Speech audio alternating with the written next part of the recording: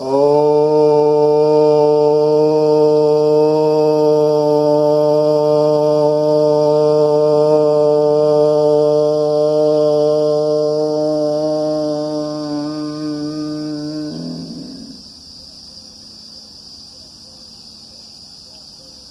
सभी भक्तजनों को सप्रेम नमन। भक्तों, आज एक काफी संवेदनशील मुद्दे पर अपने विचार और अपने अनुभव दोनों ही को रखने जा रहा हूं। आप जानते हैं कि भारत के एक मशहूर फिल्म अभिनेता श्री सुशांत सिंह राजपूत, अब तो वे गुजर गए, फिर भी मैं सिर ही लगा रहा हूँ, स्वर्गीय कहा जा सकता है, तो हमारे बीच नहीं रहे। कहा जाता है कि उन्होंने आत्महत्या कर ली।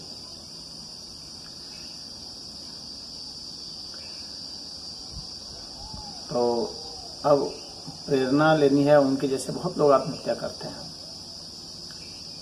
तो आखिर क्या कारण बैठता है, क्यों लोग आत्महत्या करते हैं? यह एक बहुत ज्वलंत प्रश्न है आज के युग में। इसकी आत्महत्या की जो प्रवृत्ति है वो बढ़ रही है मनुष्यों में, और आपको अचंभा होगा कि सिर्फ मनुष्य ही आत्महत्या करते हैं, बहुत कम ही जानवर और पक्षी हैं जो आत्महत्या करते हैं।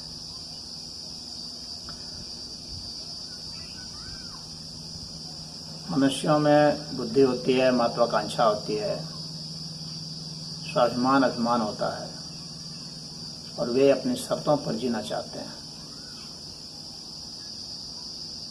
और जिंदगी को अपने हिसाब से लाना चाहते हैं।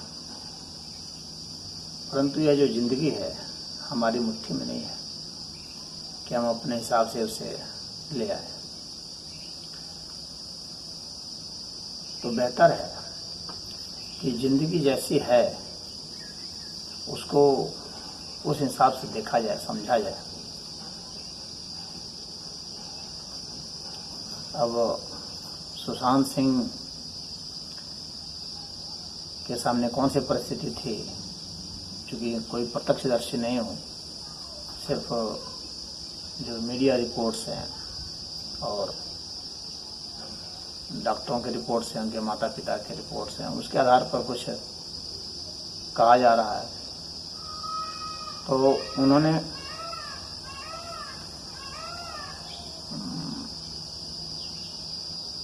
काफ़ी फिल्में बनाई, बताते हैं शायद छोटी सी उम्र में ही 6 फिल्में शायद बना चुके थे, और कभी सीरियल में भी उनकी भूमिका रही,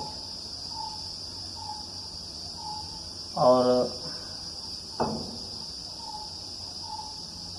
उनकी शिक्षा दीक्षा भी अच्छी रही। एस्ट्रोफिजिक्स के स्टूडेंट थे।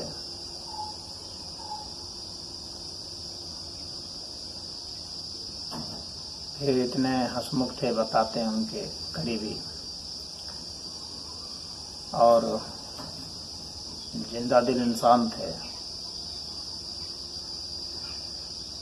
सुनता हूँ कि उन्होंने चांद पर भी कुछ ज़मीनें खरीदी थी, अपने लिए प्लॉट खरीदे थे,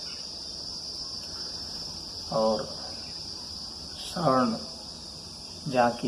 प्रयोगशाला जहाँ बड़े बड़े चुनिंदे साइंटिस्ट होते हैं, वहाँ भी वे विजिट कर आए थे, और उस विषय में उनकी खोज की भी कुछ इच्छा थी। और कुछ फिल्में भी बनाना चाहते थे वो, विशेषकर विवेकानंद पर, जो कि एक उच्चतम स्तर के सन्यासी थे। तो इस दिलो दिमाग वाले को आखिर क्या करना पड़ गया? क्या मुसीबतें उसके सामने आई।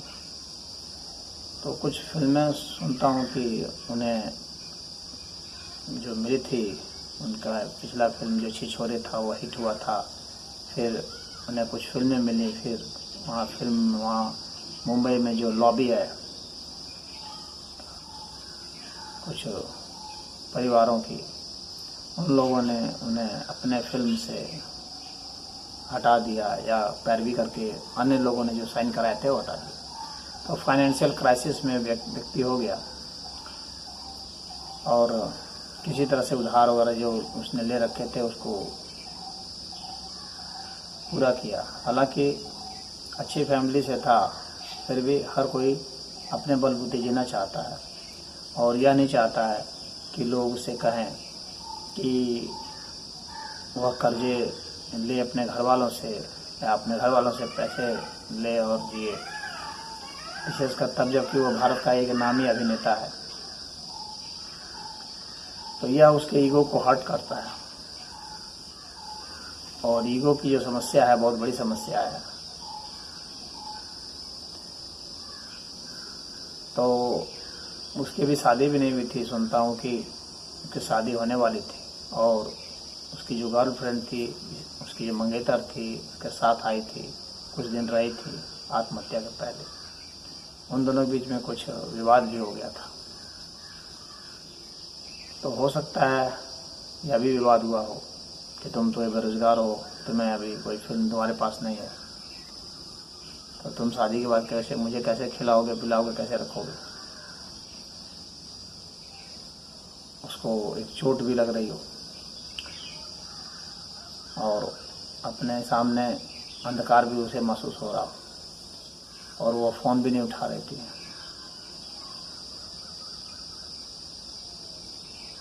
अधिकतर लोग जितने हैं वो विवाह में सुख दुख के साथी नहीं होना चाहते, सिर्फ सुख के साथी होना चाहते हैं और अधिक से अधिक धन की तलाश में रहते हैं कि कोई ऐसा व्यक्ति मिले। महिलाएं रहती हैं कि ऐसा व्यक्ति मिले जिसके पास बहुत पैसे हो, आमदनी का बहुत जरिया हो, और जब ऐसा नहीं होता है तो उसे सतना नहीं चाहते। आदि पत्नी है, बन गई है तो झगड़ा करेगी। तो उसके सामने सब फाइनेंशियल क्राइसिस की समस्या थी, फिल्मों की लॉबी से वो परेशान था, तो मानसिक अवसाद में चला गया और कोई बहुत उसने सलाह भी नहीं ली और फिर यह कदम उठा लिया। कुछ लोग इसे कायराना कदम कर सकते हैं, कुछ लोग कैसी भी बातें कर सकते हैं। बहुत संवेदनशील व्यक्ति होते हैं जो आत्महत्या की ओर प्रेरित हो जाते हैं। कभी खल प्रवृत्ति के लोग आत्महत्या की ओर प्रवृत्त नहीं होते। ये तभी हो सकते जब उनका ईगो बहुत हाई हो। तो ईगो का बहुत हाई होना जरूरी है। जैसे कि एडोल्फ हिटलर, उसका ईगो बहुत हाई था, खलनायक भी था। सोवियत की सेना जब बर्लिन घुस गई तो उसने अपने को शूट कर दिया। शूट करने के थोड़े ही समय पहले विवाह किया। तो मनुष्य के अहंकार पर जब चोट पहुंचती है, जब अपनी शर्तों पर वह जीवन जीना चाहता है और उसकी कामनाएं बहुत ज़्यादा हो चुकी हैं, वो आसमान तोड़ने की भी बात करता है। वह सामान्य सा जीवन नहीं जीना चाहता, वो विशेष जीवन जीना चाहता है जिसमें बहुत दिखावे हों, बहुत पंप हो, सबके सामने वह प्रदर्शित कर सके कि वह बड़ा आदमी है। यह जो बड़ापन है यही तो ईगो है। और फिर वह अपने को ख़त्म करना उचित समझता है। ऐसे भी फिल्म उद्योग के लोग जो होते हैं, जो स्टार होते हैं विशेषकर, तो उनकी छवि इतनी बड़ी हो चुकी होती है कि अब उस छवि को मेंटेन करने में फिर वे टूटने लगते हैं। वे जो सामान्य जो छोटे आदमी कहे जाते हैं उनसे वे बातचीत नहीं करना पसंद करते हैं, घुलना मिलना पसंद नहीं करते। और उनके समकक्ष जो बड़े हैं उनको जब पता लगता है कि ये अब जो है उतने सफल नहीं हो रहे हैं, तो वे भी मुख मोड़ लेते हैं। तो ऐसे के मित्र बहुत कम रह जाते हैं, और जो रह जाते हैं उनकी भी सोच आखिर कितनी हो सकती है। वे भी कोई बहुत ऊंची सोच वाले यदि नहीं हो तो वे सलाह कैसे दे पाते हैं। तो एक समस्या यह भी आ जाती है। तो आपके मेंटर कैसे हों, कहाँ हों, इसलिए लोग साधु संतों के यहाँ जाते हैं सलाह मशविरा करने के लिए। माँ बाप से भी सलाह मशविरा करते हैं, लेकिन यदि कुछ ऐसी बातें होती हैं कि माँ बाप से भी नहीं कही जा सकती हैं, कुछ ऐसी बातें होती हैं जो मित्रों से भी नहीं कही जा सकती हैं, कुछ ऐसी बातें हैं जो पत्नी से, प्रेमिका से भी नहीं कही जा सकती है। इसीलिए ऐसे स्थान पर गुरु की बहुत ज़रूरत पड़ती है। वहाँ आदमी अपनी बात कह सकता है, अच्छे ढंग से अपनी समस्याओं को रख सकता है, और अच्छा निदान भी वहाँ से मिल सकता है।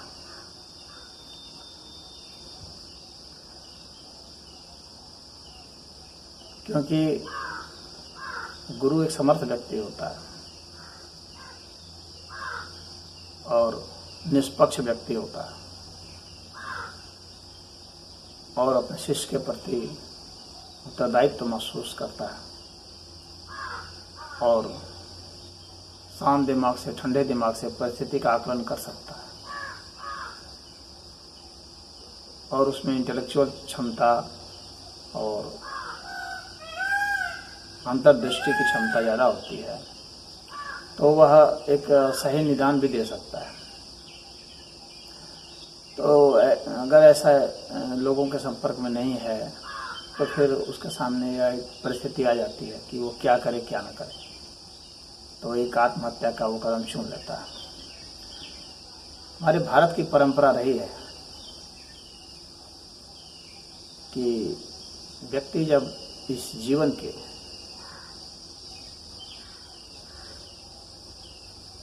कठिनाइयों को समझता है और इस जीवन को ही जब समझना चाहता है,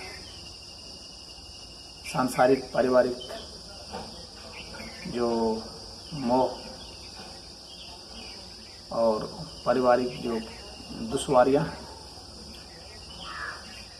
या इस सांसारिक जीवन से जो उबन और थकन है,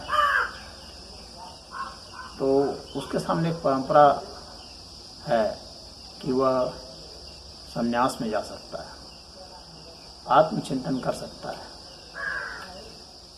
लेकिन जब वह विकल्प घटने लगे, क्योंकि कामना बहुत ज़्यादा बढ़ने लगे, या ऐसे कुछ दार्शनिक लोग हैं उनके लिए है, या जब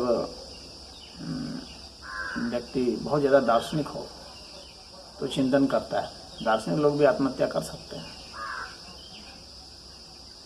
क्योंकि उन्हें जब जीवन निसार लगता है तो वे आत्महत्या कर सकते हैं, यदि उन्हें सही समय पर सही गाइडलाइंस नहीं मिले तो। और जो बहुत अहंकारी लोग हैं, कामनाग्रस्त लोग हैं, तो वैसे लोग भी आत्महत्या कर सकते हैं। कर्ज में डूबे हुए लोग भी आत्महत्या करते हैं। कर्ज नहीं चुका पाने के कारण समाज में अपमानित होने के भय से आत्महत्या कर सकते हैं। या जो गंभीर मरीज हो, जो दवाओं से उब चुका हो, रोग से उब चुका हो, तो वह सोच सकता है कि कैसे जो है मैं अब अपना जीवन आगे बढ़ाऊं, तो वह भी मर सकता है। ऐसे पारिवारिक कलह और टूटते हुए रिश्ते ये भी प्रवृत्त करते हैं कि हम सुने चले जाएं, मृत्यु के आगोश। बहुत नशा करने वाले लोग भी आत्महत्या के लिए मजबूर हो जाते हैं। कुछ लोग अति उत्साहित होकर के बहुत जिंदगी से जो सामान्य जीवन से उब जाते हैं, एक रोमांच चाहते हैं, तो वो एक ऐसा रोमांच वाला स्पोर्ट्स चुन लेते हैं, बहुत तेज कार ड्राइव करना और राफ्टिंग करना वगैरह, जो कि आत्महत्या की ओर प्रेरित करती है। वो आत्महत्या करने का एक तरीका है। उसी तरह से कुछ लोग ऐसे होते हैं जो जीते तो रहते हैं परंतु इंस्टॉलमेंट में मरते रहते हैं। अपने जीवन में लगातार, जैसे सामान्य ये आत्महत्या तो हमें समझ में आती है जाकि आदमी थोड़े ही से समय में मर जाता है, एक झटके में, लेकिन कुछ लोग इतना बड़ा साहस नहीं उठा पाते, तो वे तिल तिल करके मरते हैं। वह भी एक आत्महत्या है। बस वो थोड़ा खींचता चला जाता है। इस वजह से सामान्य लोग नहीं कहते हैं कि वह आत्महत्या है, उसको एक मृत्यु प्रोसेस में ही डाल देते हैं, सामान्य जीवन में डाल देते हैं, परंतु है वह भी आत्महत्या। जब हम जीवन अच्छा से नहीं जी सकें, जब जीवन को हम अच्छा से समझ नहीं सकें, तो हम आत्महत्या कर बढ़ते हैं। ऐसे लोग अपनों से दूर हो जाते हैं। इन्हें अच्छी चीज़ें भी पसंद नहीं आती हैं, इनकी मनपसंद चीज़ें भी पसंद नहीं आती हैं, किसी से बात नहीं करना चाहते हैं, घुटते हैं और इन्हें कोई समाधान नहीं मिलता है। तो इन्हें लगता है कि इससे अच्छा है कि अपने इस भौतिक शरीर का अंत कर। और यह जो दो धर्म आए हैं, इस्लाम और ईसाईयत मुख्य रूप से, इन लोगों ने एक जीवन का दर्शन दिया है। यह बहुत खतरनाक है मनुष्य के साइकोलॉजी के लिए। उसे लगता है कि बस एक ही तो जीवन है, इसी में जो करना है पूरा कर लेना। और हमारी महत्वाकांक्षाएं इतनी ज़्यादा है कि एक जीवन में पूरी नहीं हो सकती। तो एक जीवन में महत्वाकांक्षाएं पूरी नहीं हो सकती और एक ही जीवन का दर्शन है, तो क्या होगा? यदि आप एक्टर बन गए तो सिंगर नहीं बन सकते, सिंगर एक्टर दोनों बन गए तो पॉलिटिशियन नहीं बन सकते, अगर पॉलिटिशियन भी बन गए तो आप अधिकारी नहीं बन सकते, अगर वो बन गए तो स्पोर्ट्समैन नहीं बन सकते, यदि वह बन गए तो आप कवि नहीं बन सकते, कवि बन गए तो आप वैज्ञानिक नहीं बन सकते, वैज्ञानिक बन गए तो आप व्यवसायी नहीं बन सकते, वगैरह वगैरह। यानी आप एक ही क्षेत्र में प्रवीण होंगे, दूसरे क्षेत्र में प्रवीण होंगे, तो यानी एक क्षेत्र में आप सफल भी हो जाते हैं तो अन्य क्षेत्रों में जो सफल व्यक्ति हैं, अन्य क्षेत्रों में जो ऐसे व्यक्ति जिनके पास कुछ विशेष और गुण है, वे गुण आपको आकर्षित करेंगे और आपके मन में एक टीस सी रहेगी कि मैं वह नहीं हो पाया, मुझे वह भी होना चाहिए था, क्योंकि उससे भी आप प्रभावित हो रहे हैं। परंतु जिंदगी इतने अवसर नहीं देती है, एक जिंदगी तो कदापि नहीं देती है, तो आदमी हताश निराश हो जाता है।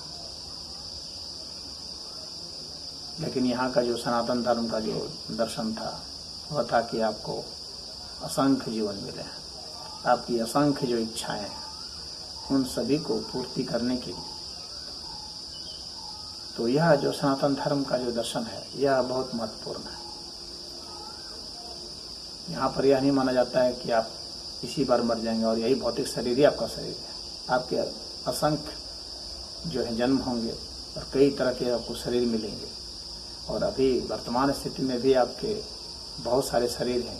यह भौतिक शरीर मरेगा तो आपका प्राण शरीर कहीं और चला जाएगा, सूक्ष्म शरीर आपका चला जाएगा, मनस शरीर कहीं और।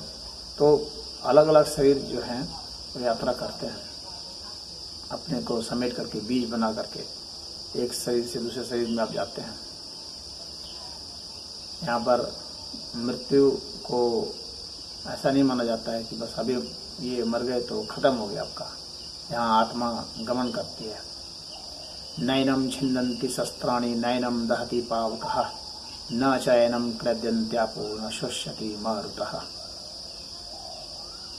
तो यह यहाँ पर है कि यहाँ कोई न इस आत्मा को न कोई मार सकता है शस्त्र से, न आग जला सकती है। तो आत्मा की अजरता और अमरता के विषय में यहाँ बताया गया है।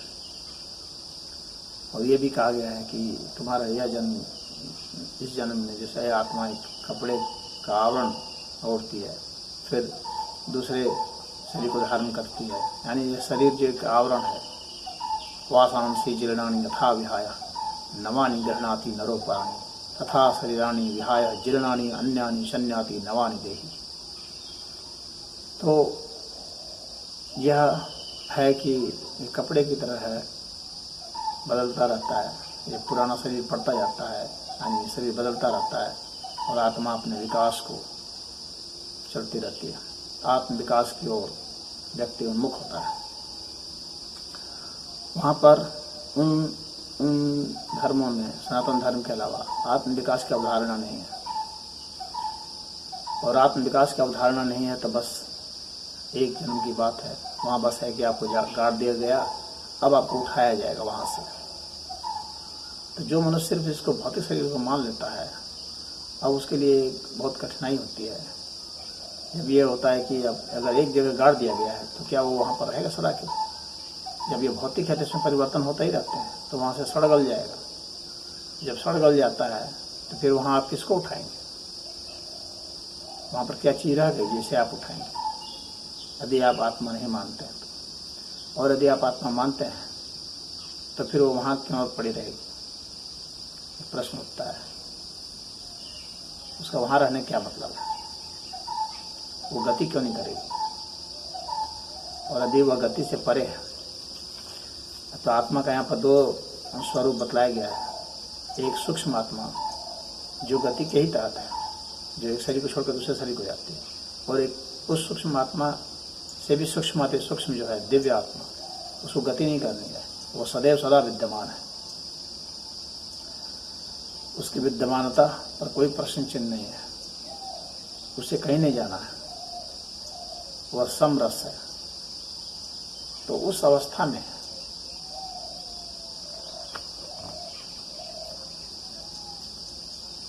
पहुंच जाना अब हम लोग के लिए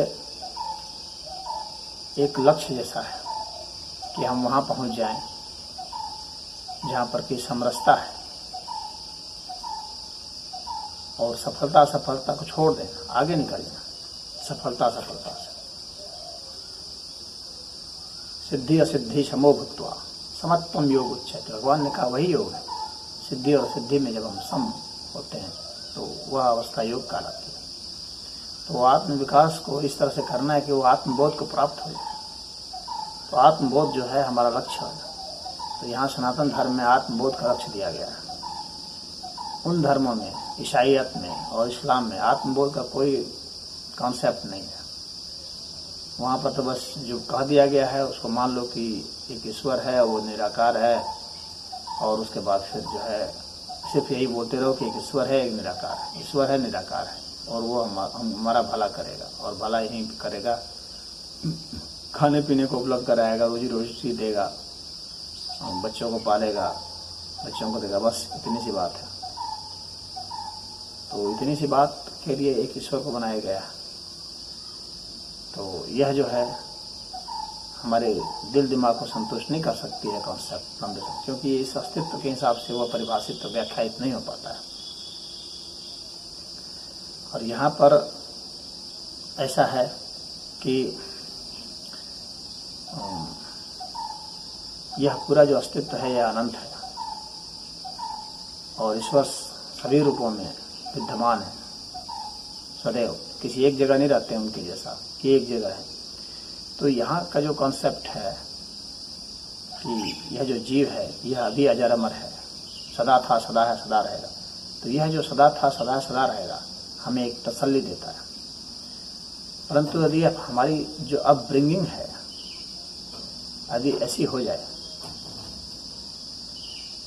हमें ऐसी शिक्षा दी जाए, भले हम सनातन धर्म के हों, परंतु हमें शिक्षा क्रिश्चियन स्कूल में मिल रही, जहाँ पर कि उस तरह से है, अंग्रेजी की पढ़ाई जा रही है या उन लोगों की संगति हो गई, तो हम धीरे धीरे अपने इस संस्कार को भूल जाते हैं, अपने इस कॉन्सेप्ट को भूल जाते हैं।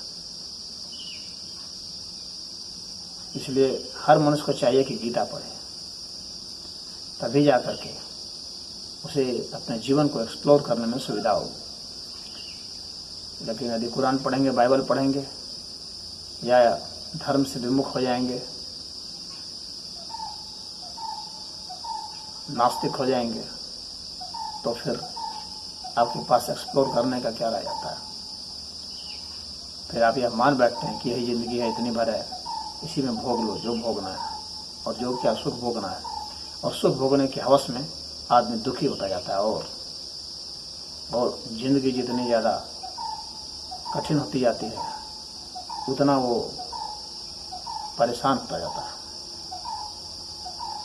और बड़े बड़े शहरों में जहाँ बहुत प्रतियोगिता है, जहाँ बहुत धन चाहिए प्रतिदिन जीने के लिए, क्योंकि बहुत महत्वाकांक्षाएं, इच्छाएं हैं, बड़े होने की कामना है, तो वैसे में तो और भी ज़्यादा हताशा निराशा आती है, तो ज़िंदगी को अंत में ख़त्म कर लेते हैं।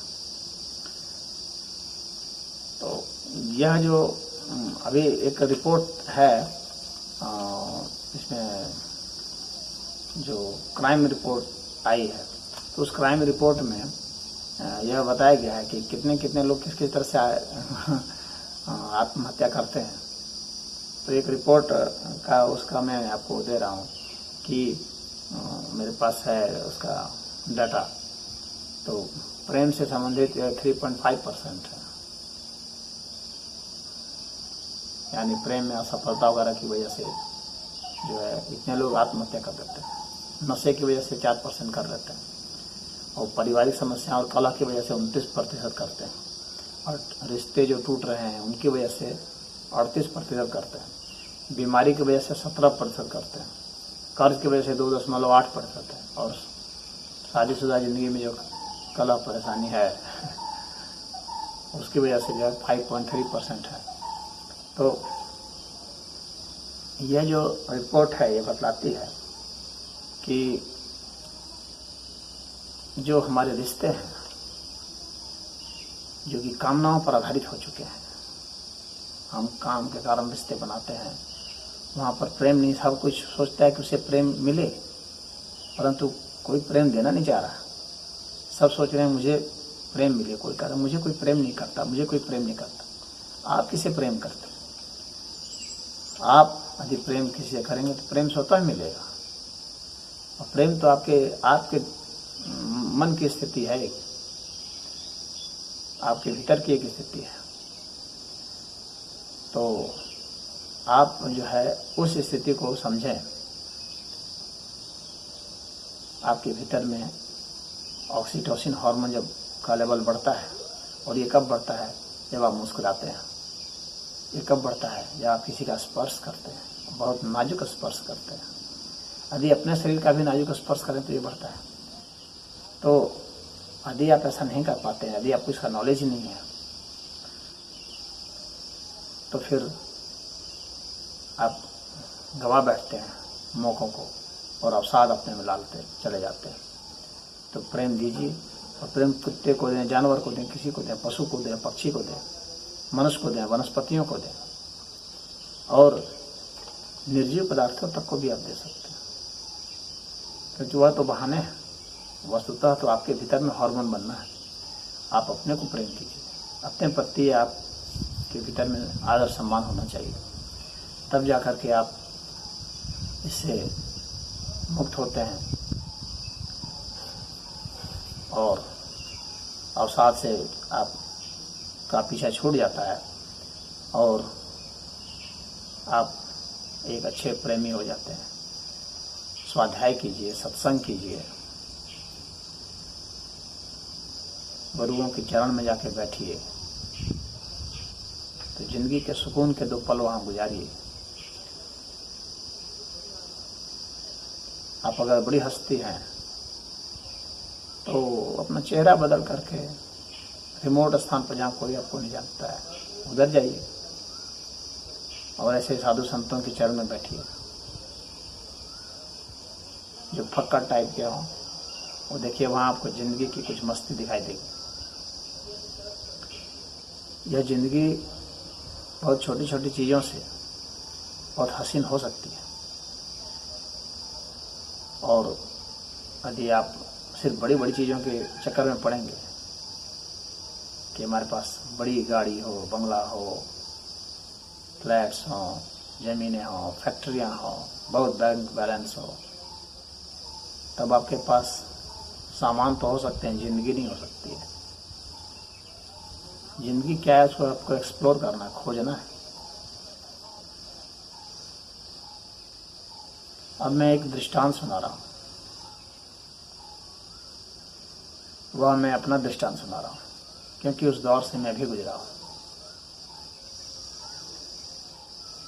और मुझे लगता है कि हर मनुष्य के जीवन में ऐसे दौर आते हैं, क्योंकि जब हमारा मन